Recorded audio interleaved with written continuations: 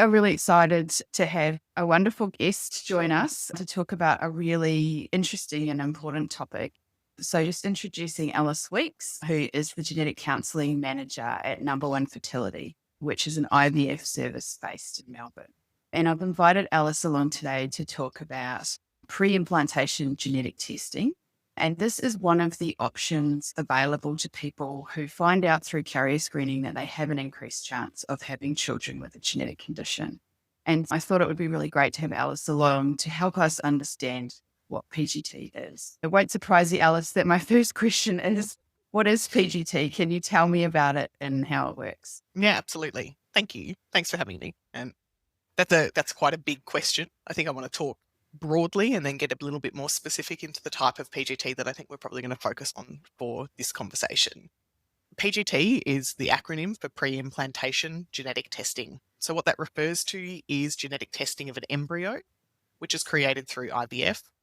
And the genetic testing happens before the embryo is transferred or implanted into a uterus to try and establish a pregnancy. So there are a number of different kinds of PGT. I think for ease, we'll probably keep using the acronym PGT because it's a little easier and a little less clunky than pre-implantation genetic testing. So there's 3 different types of PGT that are available, and they all have different acronyms. IVF is a world full of acronyms, and it's a little bit like learning another language. The main type of PGT is not the one that we're going to be talking about today. It's probably for another podcast episode. Is called PGT-A, which is PGT for aneuploidy, which checks for chromosome imbalances or chromosome errors. And that is something that anyone in the population can have. It's something that some fertility specialists would recommend it for women over a certain age. We know that there's an increased chance of having a chromosome error, which is the technical name is an aneuploidy. The older a female gets, that's one of the biggest predictors in terms of the likelihood of having a chromosome error. So PGT-A is the type of PGT that we would have predominantly to look for these age-related chromosome errors. That's the biggest type of PGT. And then we have 2 different types of PGT that are more related to inherited things from the biological male or biological female who's contributing to those embryos. One type is called PGT-SR, which is for chromosome structural rearrangements. So sometimes there can be a rearrangement of the chromosome or genetic information in a male or a female, and they don't have any health problems themselves, but it might increase the chance that they're going to have an embryo or a conception with the wrong amount of chromosomes. So PGT-SR is a bit more targeted for a specific thing that's inherited in a chromosome rearrangement. And then to get more specifically to the question that I think we really want to get into the meat of today is PGT-M is the final type of PGT. That is pre-implantation genetic testing for monogenic or single gene conditions. And that's for couples who have an increased chance of having a child with a genetic condition related to typically a single gene. So that's the kind of things that would be detected on reproductive genetic carrier screening when there's an error in one gene that, often it would be both the male and female who carry the gene error, but sometimes there's X-linked conditions. We also see PGT-M for what's known as dominant conditions, where it might just be one individual who might have a genetic condition themselves and they might be accessing PGT. That was a really long-winded answer to your question. But PGT-M is a type of genetic testing that can occur on an embryo before it has been implanted. So we can find out the genetic status of that embryo and make a decision based on those results, make a decision about whether that embryo is going to be transferred and try and make a pregnancy with that, which would be embryos that are not affected with the genetic condition that we're testing for. Or if it's affected with the genetic condition that we're testing for, we'd make a decision not to implant that. And the goal is to reduce the chance significantly of having a child with this specific genetic condition that we're testing for. Believe it or not, that's the soundbite summary. Great. No, that was really helpful. So I think it's good to understand that there are multiple types of PGT, and today we're focusing on PGT-M. Yeah. So what are the types of situations that would lead people to considering PGT-M? There's actually a number of different kind of pathways, I guess, that would lead people to be coming to think about PGT-M. What's, I guess, increasing in the last few years with frequency is couples who find out through genetic carrier screening that they have an increased chance of having a child with a particular genetic condition.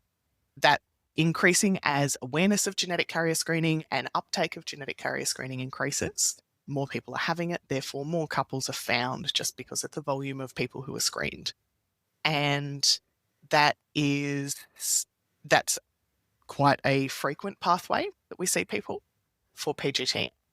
That often is when there's no family history of any genetic condition. So this might be a couple who just are undergoing routine pre-pregnancy screening and find out unexpectedly that they might be increased risk.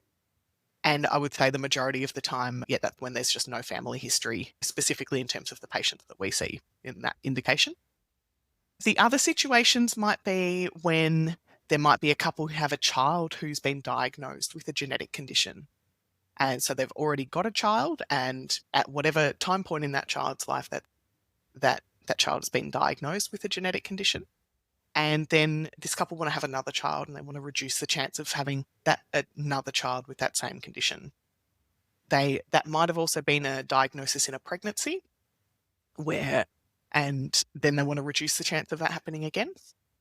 And then trying to think through the other pathways, there would be when there's a family history and of a genetic condition, and often that would be more what's known as the dominant conditions, where there would be one of the two reproductive partners who have a genetic change, which means they're going to or they're likely to develop a particular genetic condition at some point. Common ones thinking of examples of that, common ones that we see are, for example, breast and ovarian cancer predisposition syndrome. So people might be aware of BRCA1 and BRCA2 genes, for example. So you can go through IVF to test the embryos and choose not to implant the embryos with the BRCA1 or BRCA2 gene change, therefore significantly reducing the risk of developing cancer for that child in the future. So if there's carrier screening, you might have an affected child already or haven't had an affected pregnancy, or there might be a family history where there's one of the two reproductive partners has a genetic condition themselves. I think that probably covers most of the kind of pathways that lead people. Yeah. Okay, that makes sense. And I guess they seem to me fall into sort of two groups: people who have experience with the genetic condition and people who have learned this through carrier screening. Yes. I was wondering, do you notice a difference in terms of what it's like for people going through that process, in terms of whether they've had that experience of that particular condition, or people who have had this just come up unexpectedly in preconception carrier screening? Yeah, I think there's a difference in terms of the volume of information that people need to process in a particular time frame in order to make decisions about whether they want to do PGT. So if we think about the couple who we want to try and start a family, we're going to have genetic carrier screening, we don't have any family history. Most people go into that test expecting they're going to get reassuring results, I would say is my experience, and I suspect that's probably your experience as well. And yeah, absolutely. When there's that unexpected result out of carrier screening, it can completely derail the anticipated pathway to trying to start a family, whether or not there is pre-existing fertility challenges and couples might need some assistance trying to conceive. Throwing in an unexpected increased chance result can completely transform the next steps. So I think there's a lot for couples in that situation to be processing the change to their journey, the details about the genetic condition for which they're found to be increased chance, and then having to think about the different options of, do we try and conceive naturally and undergo a prenatal testing pathway, or do we try and conceive through IVF and do PGT-M for that condition? All of that is just a phenomenal volume just of information, let alone then the emotional elements of processing this change and processing all the implications for themselves. Often there's implications for family members when there's genetic conditions. So I think it's a lot I feel the volume for patients in that situation specifically. I think it is different. It is not less. It's just different over a different time frame for people who come through we've got some pre-existing experience of the condition in their family or in their child or in themselves. That process is a little more separated, I think. There's the time spent on understanding the genetic condition and what does that mean. And then separately, it's often a little bit more time in between the understanding the genetic condition and then thinking about their reproductive plans and the details of IVF and PGT and the nitty-gritty stuff, because there's a lot of nitty-gritty stuff involved in all parts of that process. So I think it can be a pretty overwhelming time, and I think for a lot of individuals, a lot of women, but a lot of people wanting to try and start a family, there can be rapidly become a perception of there's an urgency for it. There's a time pressure. I think that when there's such a volume of information to process in such a perceived short space of time, well, there might be other factors at play. There might be an older couple who have comparatively less years in their reproductive journey compared to a younger couple. There might be other factors at play as well. So I think myself and the other genetic counsellors in my team, certainly, we feel we take different approaches depending on the circumstances, really, to tailor the information as much as we can to be received as coherently as possible for people that we're meeting. There's so many things I want to ask about, but I feel like we need to talk about the nitty-gritty of how PGT-M actually works before I can ask the other questions I want to ask, which are all about how do people choose, what factors do people consider, and also what supports are available. But before we get to that, so how does PGT-M actually work? Can you take us through the process? Yes, absolutely. So there's two main parts. We'll call it two main parts. The first is getting the embryos. And you think that sounds a little bit straightforward. It can be a tricky process. So getting the embryos means going through an IVF cycle. And what is involved with that is the biological female so I'm going to take a couple of steps back. I'll circle back to that in a moment.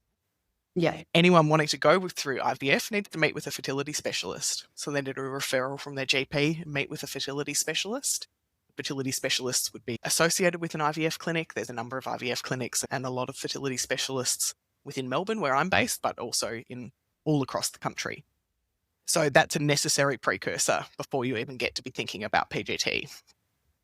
A fertility specialist would assess all sorts of factors for that couple, and are there any specific factors that need to be addressed prior to commencing IVF or through the IVF process specifically. And then lots of details get dealt with, and lots of tests and investigations and appointments. And then once a couple is ready to start an IVF cycle, what's involved is pretty heavy on the female. It is medication to stimulate the development of follicles in the ovaries. Usually, I want to just have a really clear caveat. I'm not an IVF nurse, so I've worked in this area for a long time, but there's limits to what information I know. But usually it's injections of medications which are self-injections of medications to stimulate the ovaries to develop as many follicles as possible in that cycle. The follicles usually contain an egg, and there's monitoring of blood tests and ultrasounds throughout, and an IVF cycle usually starts on day 1 of a period.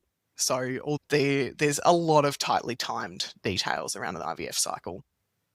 So there is a team in every IVF clinic. There's a team of nurses who help patients manage what medications at what times and the instructions, and follow up on the blood tests and ultrasounds.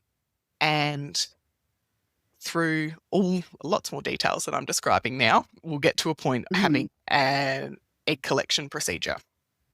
So an egg collection is a surgical procedure. It's under a general anaesthetic. And the goal of that is to drain the fluid from the follicles in the ovaries. And inside that follicular fluid is where an egg is contained. Not every follicle contains an egg, and not all the eggs that are retrieved mature and able to be utilised in that cycle. So as I'm describing the nitty-gritty, I think I'm very much imagining talking to a patient and answering little bits around what are the limitations, what are the steps involved, what are the risks of different parts of the process. Again, not a fertility specialist, not an IVF nurse. There's lots of bits that I don't know all the details of. So on that day of egg collection, it's really tightly timed.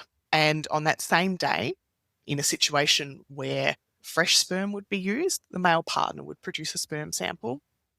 And then those eggs would be fertilized with the sperm from that male, the biological male in the reproductive partnership.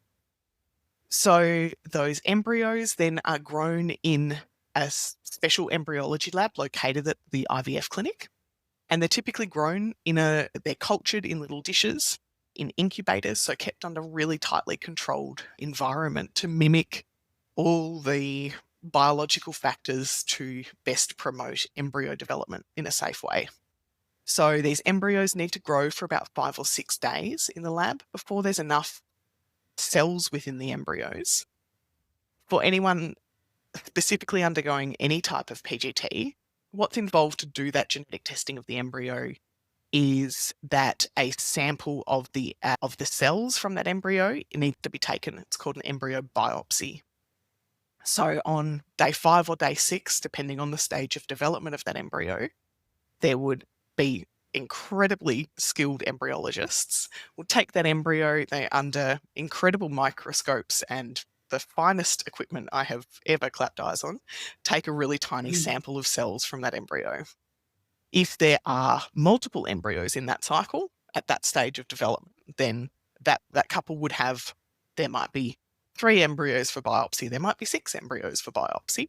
There are lots of factors that go into the likelihood of numbers of embryos achieved at the end of a cycle. So what happens at the time, there's the embryo biopsy that's taken, that's placed in, it's all really tightly controlled, witnessing of all the correct things going into the correct tubes, etc.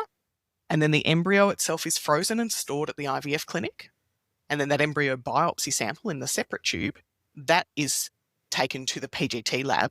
So it's a specific genetics lab specifically designed for embryo genetic testing. And then they take out the DNA and they can look at the DNA in that sample. Depending on, there's lots of factors, results can take in the ballpark of 2 to 4 weeks. So those embryos that are being tested, they can't be transferred at that time point. We need to wait for the genetic test results, find out what those results are, and then make a decision about which embryos are suitable to be transferred and which embryos aren't suitable to be transferred. I'm going to take a breath. I feel like I'm just yabbering at you. And it's great. There's a lot more to share, but I want to know, how's that? Is that making sense to you? What are the questions that have come up for you? Yeah, so I think that was really helpful to just understand all of those steps. In terms of what the patient experience is like, who's their contact person during this time and what sort of supports are available to them? Yeah, I think there's so much support within an IVF clinic. There's, I guess, different teams involved at different time points. So in the first stage of a cycle where it's all about medications, follicle stimulation, blood tests, ultrasounds, etc., I would say the nursing team, and there's a dedicated team of incredibly skilled nurses, they're really the great resource. Once the egg collection procedure has happened, very much the nurses are available and supporting throughout, but the emphasis moves toward the embryology team. Once there's eggs and sperm that are being inseminated, fertilized, and grown in the lab, the touch point can often be the embryology team, as well as nursing in terms of particularly the female's recovery from the egg collection procedure and understanding what comes next in terms of the biological experience. Different clinics are structured differently. I can talk from my experience, and every clinic will be different around how they do this. In terms of then when genetic test results are available, usually you would be phoned with those results.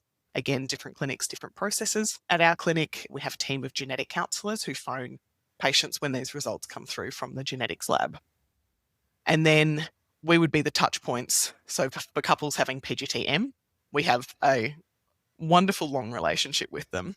I want to circle back to a little bit about preparation for PGT-M specifically, and I'm just flagging that so that we remember to come back to it. Yes. So yeah, we in the genetics team would be a contact for discussing the results, helping understand what these results mean and what the outcome from this cycle is. And then depending on the results, depending on the decision of the couples and the recommendations of a fertility specialist, then there might be a decision to go into what's called a transfer cycle or a frozen embryo transfer cycle. That acronym is a FET cycle. And what that's about is it's preparing the body, so preparing the female's body to receive the embryo. So it's much less taxing on the body. There's not the stimulation of the ovaries.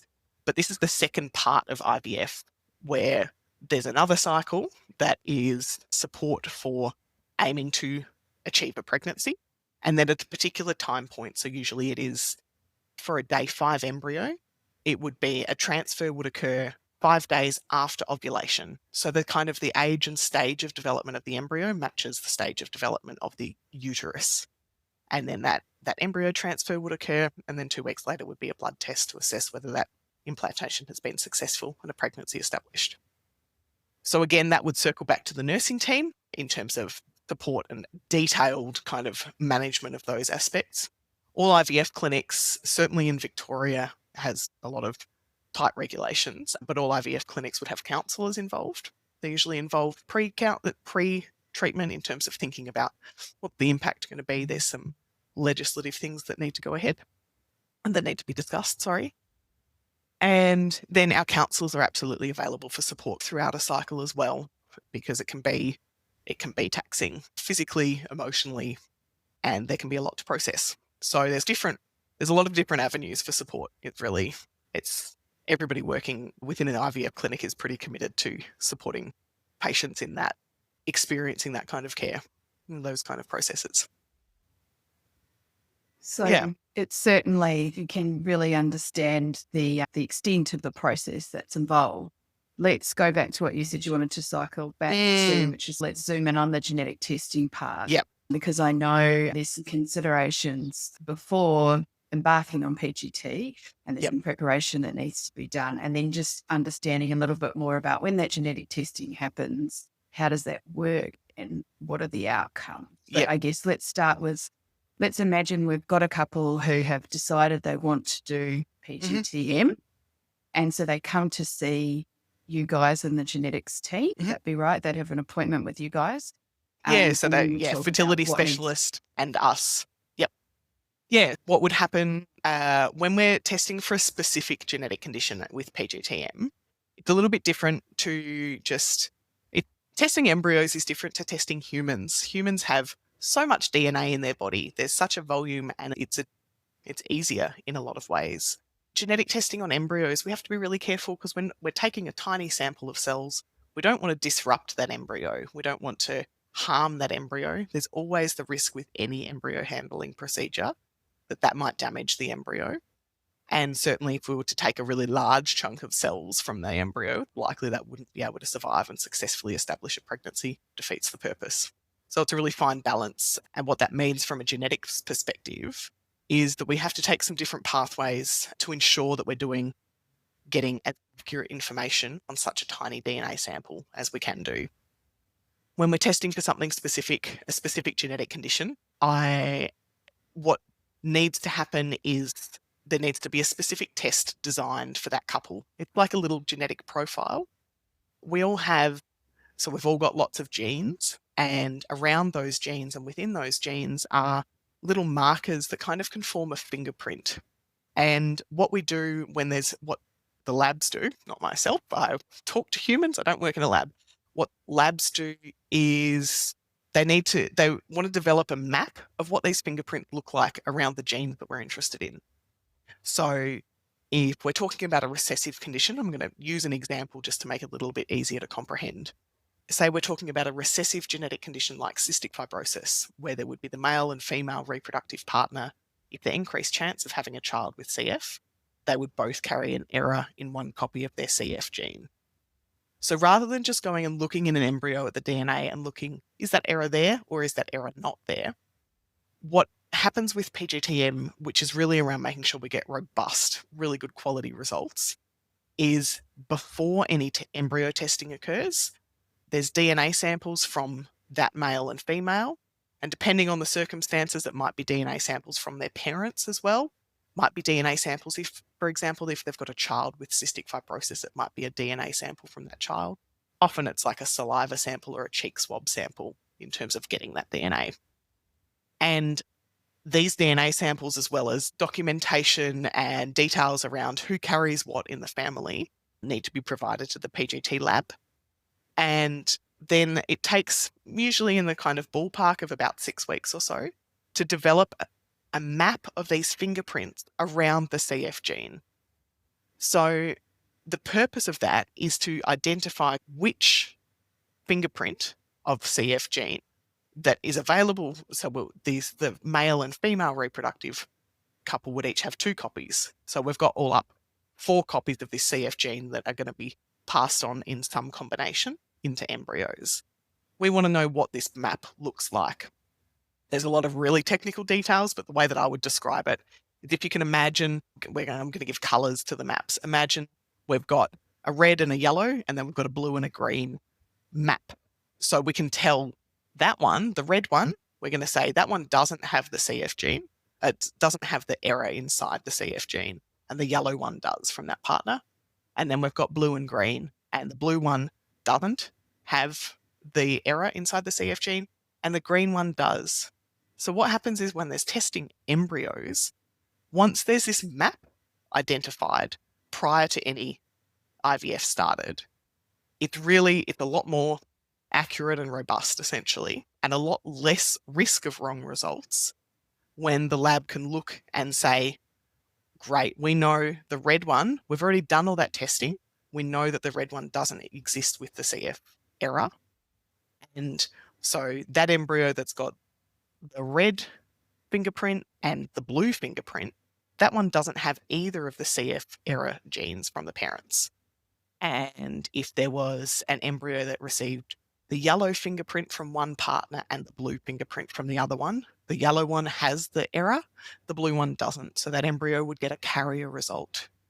And then all the possible combinations can happen. There would be unaffected, there would be carrier results, and then there may be affected, which would be the yellow and the green fingerprints. It's hard to translate this really technical information into kind of a way that makes sense without spending an hour and a half trying to explain all the details. But the crux of it is that it's really critical that this test design, the fingerprint maps, are developed so that the accuracy and the detail available for this specific genetic condition that we really care about, so that's going to produce really decent results from the embryos. That's a very brief summary, which maybe I could have started with. There can be some extra work up, and sometimes I feel like I'm a hurdle in the way of patients starting their treatment. Say, we really need to wait, we need to get this, make sure that this map can be developed, because this map is different for every couple. So even though CF is really common relative for a genetic condition, it doesn't matter. That doesn't make it easier. It means that we still need to we need to find out what is the fingerprints for those 2 individuals who are trying to make embryos. So it needs to, each time, it needs to happen independently. And that's quite different to testing a human where there's so much DNA available. Gonna pause there, I think.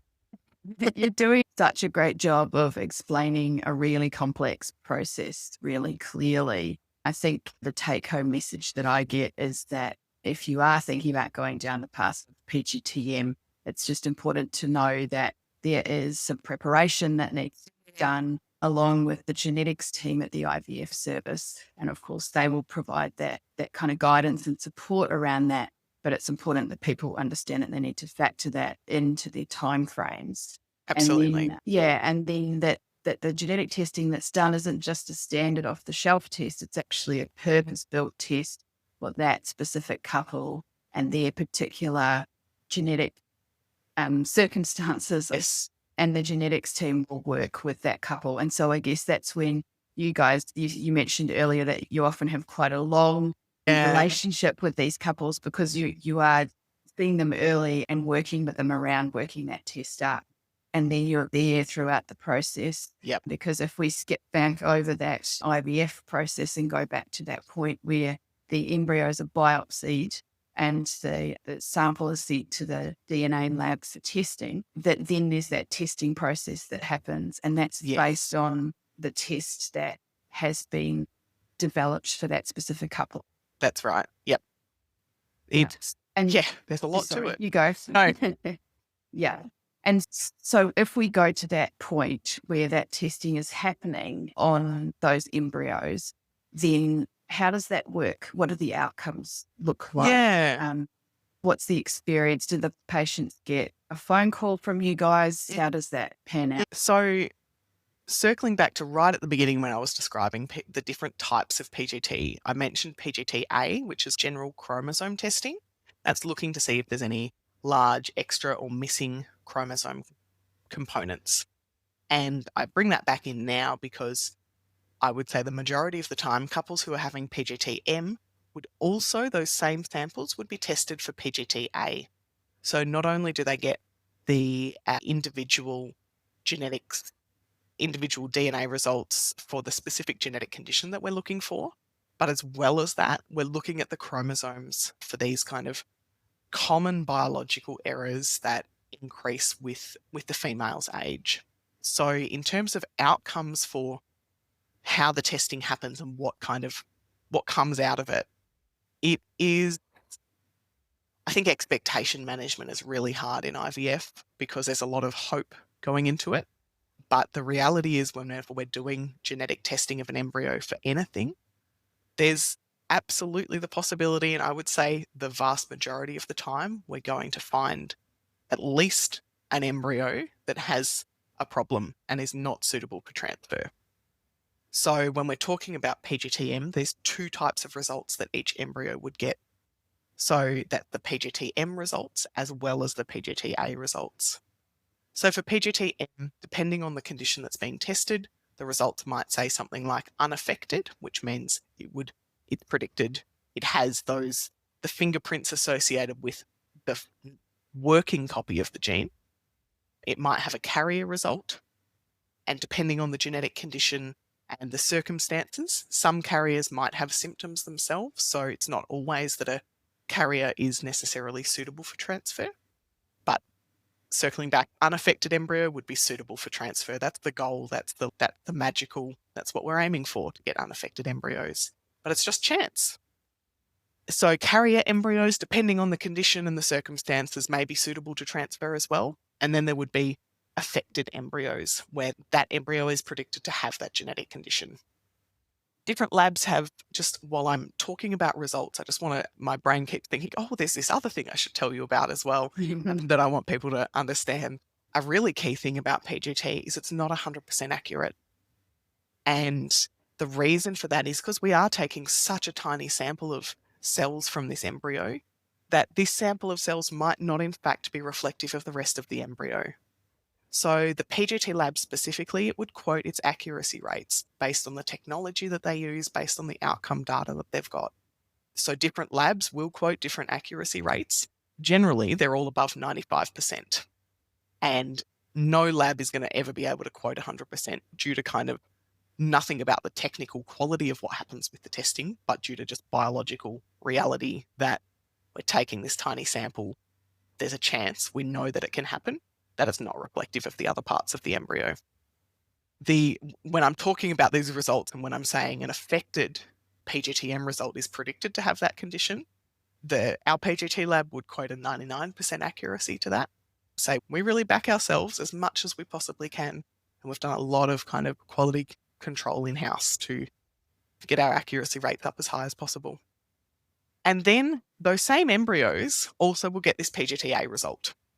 So the outcomes from PGT-A might be, the technical word is called euploid, which just refers to the correct quantity of chromosomes that's been tested. So that's the, yay, we want euploid embryos. That's the ones that we're like, definitely go forth and transfer. So the much sought after embryos for PGT-M are the unaffected and euploid. that's your gold standard of embryos that we want to be able to transfer. But there's a number of hurdles to get to those points, and sometimes not achieved. Then there might be aneuploid or abnormal, meaning there's the wrong amount of chromosomes. There's a chromosome imbalance, and that's likely to, most of the time, it's actually likely not to establish an ongoing pregnancy. There's a small proportion of aneuploid results that might be able to establish an ongoing pregnancy that would be diagnosed with a chromosome condition. And there is also the possibility of having a mosaic result for PGT-A. That could be a whole nother podcast in and of itself as well. But a mosaic result refers to when there's a mixture of normal and abnormal cells within the one biopsy sample.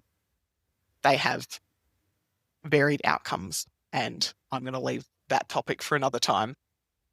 So it's a combination when we're thinking about patients at our clinic, receiving a phone call from myself or one of the other genetic counsellors. We would be talking through, say you've had 4 embryos that have been tested. The first embryo has a carrier and euploid result, which means, depending on the condition, that one might be suitable for transfer. So when we're talking to patients, we're describing what's the PGT-M result and what's the PGT-A result for that embryo. And what does that mean? Can you use it or can you not use it?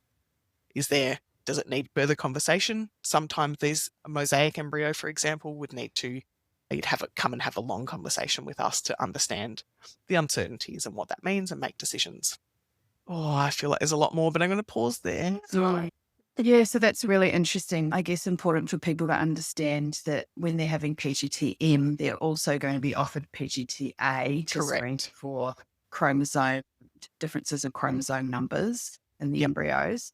And so when that testing is happening, there's actually 2 types of testing running in parallel. Correct. The chromosome testing and the genetic testing in a particular condition.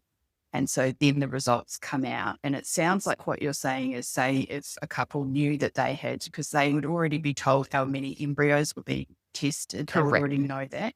Yes, they would know that. So they would, for example, they might have 4 embryos. And so you would be saying, embryo 1, this is the result from the chromosome perspective. This is the result from the testing for the genetic condition. And you would run through each one. Yep. And it's really just a numbers or a probability game as to whether they get the outcome that they're hoping for. That's right. That. Yeah. And so if they do have an embryo that's suitable for transfer, then they could go on and have the transfer. And if they don't, is the option then to talk about having another cycle. Correct. Yep. And I guess there are times, particularly we see with couples having PGT-M, there are times when even if they had an unaffected euploid, that's absolutely suitable for transfer, they might still choose to go and do another stimulated cycle, another egg collection, to create more embryos. It might be that they're hoping to have 3 children. And any embryo that has any euploid or any embryo with normal chromosome results on PGT-A, that has about a 50% success rate when it's transferred. So there is no magic number in terms of how many embryos to aim for to get a particular outcome in terms of number of children. There's so many factors that influence, many of which we can't test for, lots of which I suspect we don't understand yet in terms of likelihood of success and other factors in terms of implantation of the uterine environment and ability for an embryo to establish an ongoing pregnancy. So it's not uncommon, particularly for PGT-M, when there's those 2 types of testing that's happening, so it reduces the chance further of getting this unaffected euploid embryo. So often it would be that a couple might decide to do another stimulated cycle, or they might say, at this point in time, I want to try and get 4 suitable embryos to transfer, whether they're unaffected or carriers, depending on their genetic condition. So that might be a goal. Some couples come into it with a goal. Some couples do a couple of cycles and then think, well, I think this is the number we're aiming for. There's often, I think in IVF, in my experience, there's a lot of couples plan for plan A, and then in the background, they're like, what would plan B be? And they're just thinking about that, pondering that in the background, so that when, if results aren't what they hoped, or they only get they only get affected embryos or whatever the outcome, they're thinking, yeah, we thought we'd probably do another cycle to try and get more embryos. So it's really that decision between trying to establish a pregnancy, which is transferring of an embryo into the uterus, or doing another stimulated cycle. And that would absolutely be a discussion with the fertility specialist as well. That's really interesting. I don't think I ever really understood it to that level of detail to realize that even if they do get embryos that are suitable for transfer, people may choose to go through more cycles so that they have a larger number for then when they then embark on the next stage, which is actually going through with having those embryos transferred. Yeah. Yes, that's really interesting. Before we run out of time, I really want to ask about, I guess what strikes me about the IVF and PGT process is it is very extensive. And you mentioned the urgency before. And it seems when you hear about IVF, it does have a bit of a reputation for being a stressful experience. When I see patients, because I don't work in the IVF setting as a genetic counsellor, I work in the sort of stage before that, which is when people are dealing with results that might come out of screening and seeing couples who do find out they have an increased chance for having children with a genetic condition. And I'm talking to them about the different options that are available. And IVF with PGT-M is one of those options. Yeah. What are your thoughts on, I guess, the other options include getting pregnant through natural conception and then testing a pregnancy, or other considerations like using donor eggs or sperm or even donor embryos, adoption, foster care, or choosing not to have any more children. So there's lots of different reproductive options, but I tend to find that the two people predominantly consider are IVF with PGT or natural conception and prenatal diagnosis. And I guess it's often quite difficult to know how to convey those two experiences in a balanced way because they each come with their challenges. I'm just really interested in what your thoughts are on that, because I think that might be helpful for people to hear and making a decision about which pathway to choose. Yeah, I think it's tricky, isn't it? Because in either pathway, there's no guaranteed outcomes, and they both have the potential to be really taxing in different ways, but often similar ways as well. I think thinking about IVF and PGT, I think it's phenomenal what technology can do. Like, it's breathtaking to see outcomes and to see babies born from IVF and PGT-M, and they don't have these genetic conditions. It's amazing, and it's incredibly rewarding. And I think sometimes it can be lost that it's not a guaranteed solution. There's so much that we can do, but we still can't control the outcomes. That's up to so many biological and chance circumstances in terms of what chromosome or what gene has been passed on to that particular embryo, which no one has any control over. There's so many things that I'd want to talk to patients about in terms of decision making. And I think part of that is just gathering information. You can go and have an appointment with a fertility specialist. You can find out about IVF and PGT, and you don't have to go down that pathway.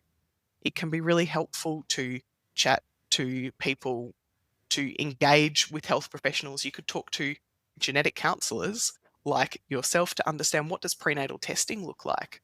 Because part of the potential conception, natural conception, if that's possible for a couple, because it's not always possible, they might have been needing to do IVF anyway, in which case the choice is out of their hands. But if natural conception is an option and the prenatal testing pathway is considered, the possible outcomes from that is being in a situation of decision making around termination of pregnancy, and understanding it can be really helpful to gather information for couples and have some time to sit and think about, and some help sometimes with, particularly, I think genetic counsellors are really well placed to talk about, what would this mean for me? What might that be like? And what feels like a good choice at this point in time? I'm all for information and using information that's available, like seeking information from relevant health professionals to help decision making. I think that there's financial, there's physical, and there's emotional implications of IVF, but I feel like now I'm painting it out to be this really heavy thing. Can be, but it can also have phenomenally wonderful outcomes. And it's a balance of any couple's perception of risk and that gut feeling about what feels right for them at any given time. So I would encourage anyone to start by talking to their GP, then referral to a fertility specialist or a genetic counsellor at a prenatal service to talk about prenatal testing options. Yeah. And look, I think that's really important kind of way to finish is just emphasizing that. I think what you were saying about that gut feeling seems to just hold true so often for people. Yeah. And it's going out there and seeking the information. Yeah. And because health professionals are out there to be able to provide that. Yeah. And so seeking that information, understanding each pathway and what all of the considerations are, and then making the decision that feels right for you. And what I've noticed is that, and you've probably noticed it too, Alice, but I've noticed that sometimes couples will try one path and it might Yes. not work for them. And they don't have to be stuck on that path. You can change. They can then choose exactly a different path. And I've certainly seen couples do that. So they'll go down one path and go, actually, you know what, now that we're here, this doesn't feel right for us. Yes. So we're going to take a different path. And that's all okay too.